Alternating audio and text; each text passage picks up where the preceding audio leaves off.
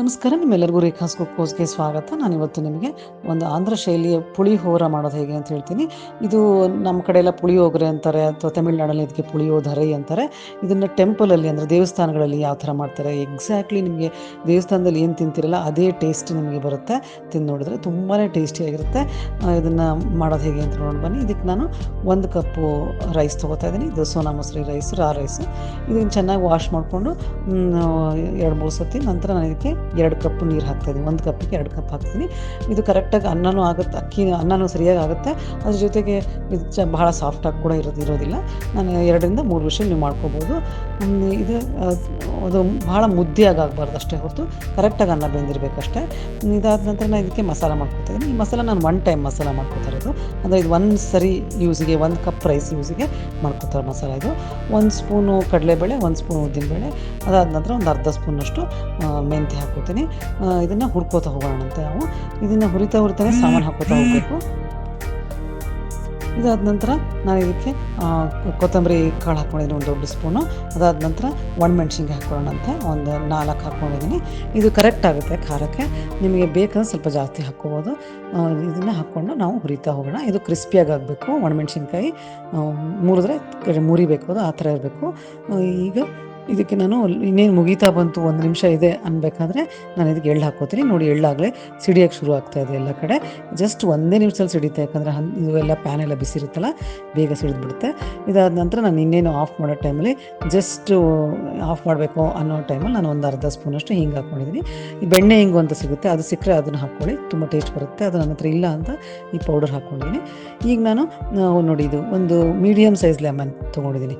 ಆ ಲೆಮನ್ ಸೈಜ್ನ ನಾನು 1 ಕಪ್ ನೀರು ಹಾಕ್ಬಿಟ್ಟು ನೆನೆ ಇಡ್ತೀನಿ. ಇದು ಕರೆಕ್ಟ್ ಅಳತೆ ನೀವು ಫಾಲೋ ಮಾಡಿದರೆ ತುಂಬ ಕರೆಕ್ಟಾಗಿ ಬರುತ್ತೆ ರೆಸಿಪಿ. ಇದಕ್ಕೆ ಇದಿಷ್ಟು ಬೇಕೇ ಬೇಕು, ಇದಕ್ಕೆ ಕರೆಕ್ಟಾಗಿ ಸಾಕಾಗುತ್ತೆ. ಇದು ನಾನು ಆರಿದೆ ಇವಾಗ. ಇದು ನಾನು ಎಲ್ಲ ರೋಸ್ಟ್ ಮಾಡ್ಕೊಂಡಿದ್ದೀನಲ್ಲ, ಗೋಲ್ಡನ್ ಕಲರಾಗಿ ರೋಸ್ಟ್ ಮಾಡಿದ್ದೀನಿ. ಇದು ಆರಿದ ನಂತರ ಚೆನ್ನಾಗಿ ನಾನು ಇವಾಗ ಇದನ್ನು ಮಿಕ್ಸರ್ಗೆ ಹಾಕ್ಕೊಂಡು ಒಂದು ಪುಡಿ ರೆಡಿ ಮಾಡ್ಕೊತೀನಿ. ಇದು ನೋಡಿ, ಪುಡಿ ಸ್ಮೂತಾಗಿ ಮಾಡ್ಕೋಬೇಕು, ಈ ಥರ ರೆಡಿಯಾಗಿದೆ. ಸೊ ಈ ಪುಡಿ ಮಾಡ್ಕೊಂಡ ನಂತರ ನಾನೀಗ ನೋಡಿ ಅನ್ನ ಏನು ಕಲಿಸ್ಕೊಟ್ಟಿದ್ದೀನಿ, ಅದನ್ನು ಒಂದು ದೊಡ್ಡ ಪಾತ್ರೆ ಒಳಗೆ ಈ ಥರ ಹರ್ಕೊಂಡಿದ್ದೀನಿ. ಅಂದರೆ ಇದೇನಾಗುತ್ತೆ ಅಂದರೆ ಎಲ್ಲ ಸ್ವಲ್ಪ ಬಿಟ್ಕೊಳ್ಳುತ್ತೆ. ಮುದ್ದೆ ಇರಬೇಕಾದ್ರೆ ಬಿಸಿ ಅನ್ನನ ಹಾಕಿದಾಗ ನೀವು ಕಲ್ಸೋಕೆ ಹೋದರೆ ಮುದ್ದೆ ಆಗಿಬಿಡುತ್ತೆ ಅನ್ನ. ಅದಕ್ಕೆ ಹಂಗೆ ಓಪನ್ ಆಗಿಬಿಟ್ಟಿದ್ದೀನಿ. ಈಗ ನಾನು ಇದು ಒಂದು ಪ್ಯಾನಲ್ಲಿ ನಾನು ಒಂದು 3 ಸ್ಪೂನು ದೊಡ್ಡ ಸ್ಪೂನಷ್ಟು ಎಣ್ಣೆ ಹಾಕ್ಕೊಂಡಿದ್ದೀನಿ. ಅದಾದ ನಂತರ ನಾನು ಇವಾಗ ಕಡಲೆ ಬೀಜ ಹಾಕ್ಕೊತೀನಿ. ಇದು 3 ಸ್ಪೂನಷ್ಟು ಕಡಲೆ ಬೀಜ ಹಾಕ್ಕೊಂಡಿದ್ದೀನಿ. ಸ್ವಲ್ಪ ರೋಸ್ಟ್ ಆಗಲಿ ಕಡಲೆ ಬೀಜ. ಇದಾದ ನಂತರ ನಾನು ಇದಕ್ಕೆ 1 ಸ್ಪೂನು ಕಡಲೆಬೇಳೆ, ನೋಡಿ ಇದು ರೋಸ್ಟ್ ಆಗಿಲ್ಲ, ಇದಕ್ಕೆ 1 ಸ್ಪೂನ್ ಕಡಲೆಬೇಳೆ. ಇದಾದ ನಂತರ 1 ಸ್ಪೂನು ಉದ್ದಿನಬೇಳೆ ಹಾಕ್ಕೊಳ್ಳೋಣ. ಇದಕ್ಕೆ ಉದ್ದಿನಬೇಳೆ ಕಡಲೆಬೇಳೆ ಎಲ್ಲ ಇದ್ದರೆ ಚೆನ್ನಾಗಿರುತ್ತೆ ಒಗ್ಗರಣೆಗೆ. ಈ ಥರ ಸ್ವಲ್ಪ ಗೋಲ್ಡನ್ ಆಗೋಂಗೆ ಹಾಕ್ಕೊಳ್ಳಿ, ಈ ಥರ.